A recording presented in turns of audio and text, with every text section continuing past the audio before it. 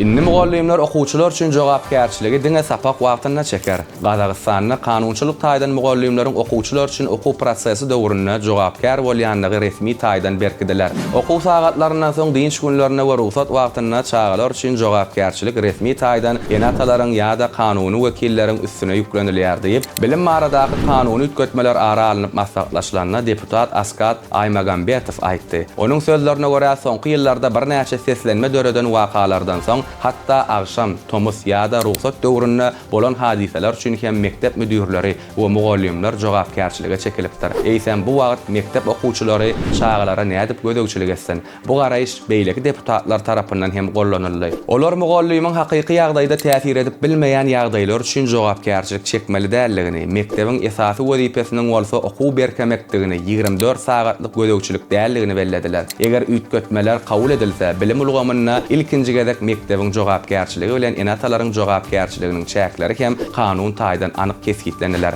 Sizem bu teklifi gollaýaňyzmy? Pikirlerinizi tesirlerde belläň.